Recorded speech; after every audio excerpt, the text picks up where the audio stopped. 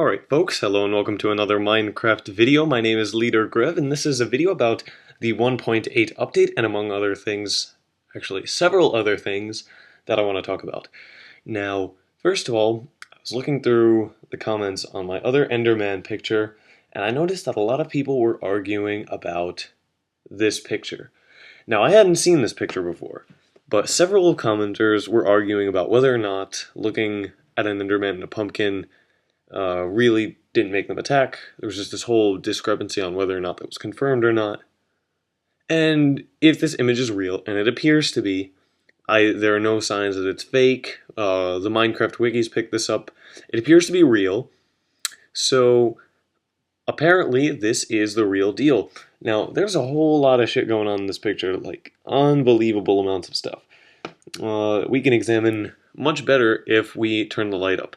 Now, I like how it looks right now simply because it's normal Minecraft. I don't know, something about the picture is pretty crazy, but for the sake of looking at stuff, we're going to up the brightness and the contrast a bit. Actually, we're going to lower the contrast. Alright, so, several things we got going on. First of all, the most obvious thing, alright, we got Pumpkinhead here, and the Enderman aren't making a big deal out of him. Now, apparently, it looks as though the reticule would be on the Enderman. And it looks as though the Enderman, whose eyes are still green, is still neutral. He doesn't appear to be attacking. Which is cool. It gives a new meaning, that seems kind of dramatic, but it gives new meaning to this pumpkin helmet. Something to always carry around, perhaps. Something that may or may not take damage, that may or may not count as armor now. Just something that's nice to carry around. I mean, next time you're not simply going to use them as jack-o'-lanterns, they're now multi-purpose, and you'll think, maybe I should bring this on my next expedition just in case I run into something like this. And it's another thing that'll take up your inventory space and will simply fill up your inventory and make you have to be more efficient, I guess.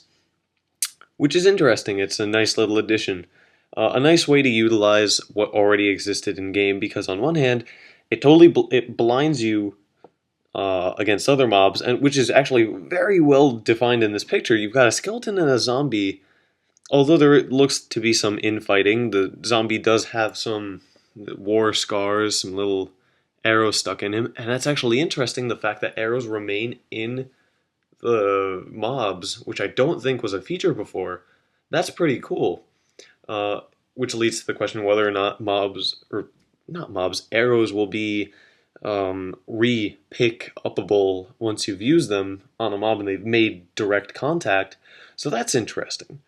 But the pumpkin, it compromises visibility and directional awareness, I guess, not directional, peripheral awareness for protection against Endermen. And Endermen look to be second or even equal to creepers, the new big threat, because we don't know how much damage they do, but something that teleports after you is probably a big deal. And that just leads me to my other point. We see it more clearly over here, although you certainly can see it right here a bit. There are particles floating off of this Enderman. I can't tell. I honestly would not be able to tell you if that's just from him walking around, or if this is something that happens when he teleports. If they just teleport on their own, that's pretty scary, considering they could just teleport into your line of sight and you're screwed. Lots of scary stuff about this. But there are particles coming off, so just an interesting thing to note. Now, this does appear to be in a village. What's interesting is that there's mossy cobble in these villages, which leads to the question, are these NPC villages going to have spawners in them? Because Notch did say you could protect the town, or not protect the town, but help it grow or totally destroy it. Does that mean you could destroy one of these spawners? I don't know, but it makes mossy cobble more available, and it certainly makes it less of an indicator of dungeons. Although, then again, the chance probably of seeing a building like this jutting into a cave is pretty low, so I imagine it's not that big a deal. Because you'll probably be able to tell what you're hitting on. So that's another thing. And we've got the little Enderman he's carrying around the block. Other than what I've noticed here, there doesn't seem to be much showing from this picture. But there actually is some interesting stuff going on Notch's Twitter. And let's take a look at that. Oh, and I'll talk about the Humble Indie Bundle a bit later. I have set up a Twitter on which I am just taking Notch's and Jen's more important, more relevant to Minecraft tweets and just retweeting them.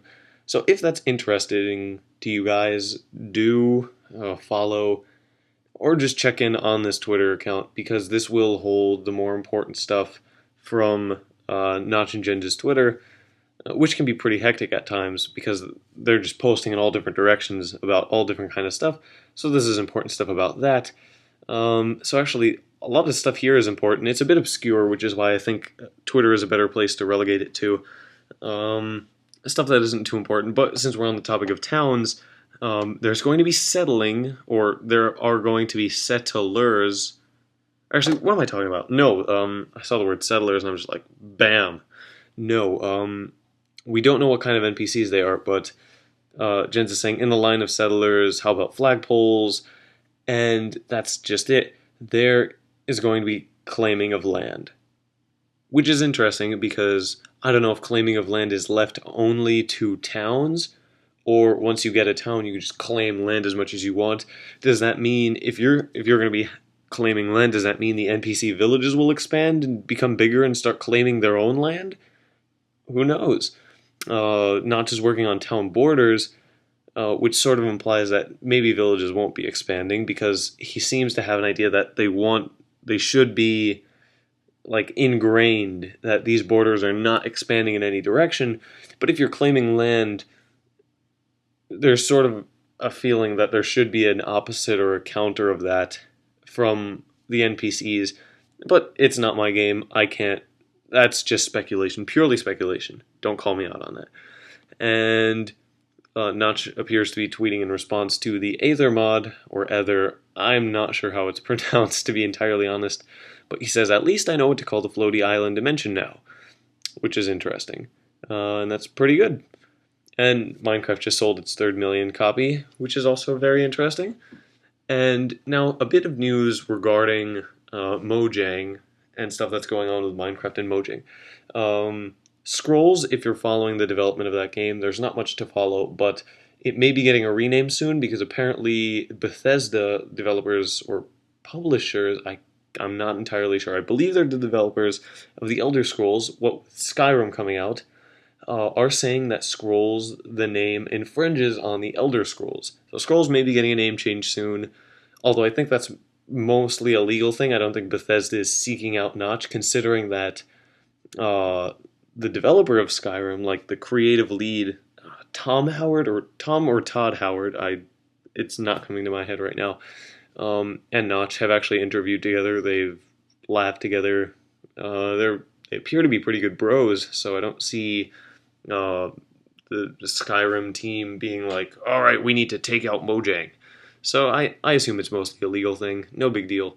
Just a name change coming up. And the Humble Indie Bundle, if you have been following this, if you have not bought it yet, I suggest you do buy it. There are 3 days left. And to get these extra games from the second Humble Indie Bundle, you'll need to pay a bit more than the average purchase. And what that does is it drives the price up. So if you're going to buy as soon as possible so the price doesn't get out of hand. I doubt it will because over the past couple of days it's only gone from like $4 to $5.50.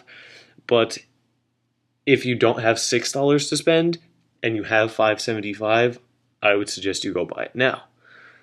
And the reason I bring this up is because just recently I found out via email.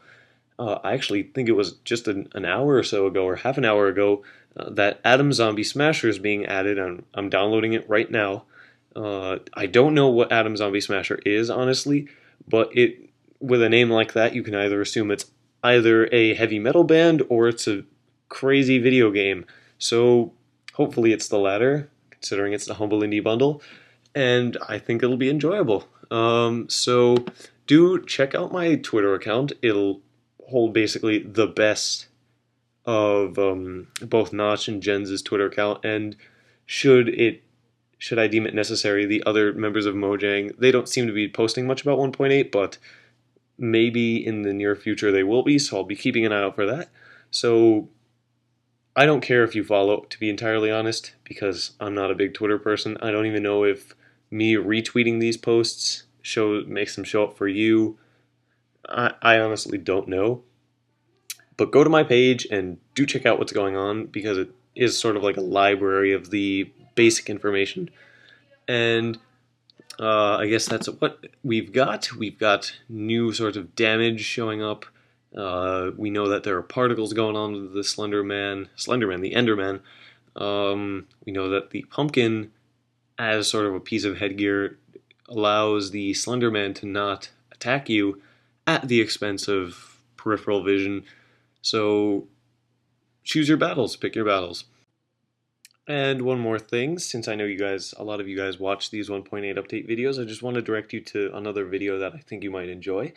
I'm doing a playthrough of the Humble Indie Bundle number 3, and I've started the first game, and yet it moves. And while I'm playing, I commentate about different sort of things, and in this episode that I'm going to link you guys to, I think you'll really enjoy. I talk about LA Noire, the difference between too much free roam in a video game, too much sandbox, and too little sandbox.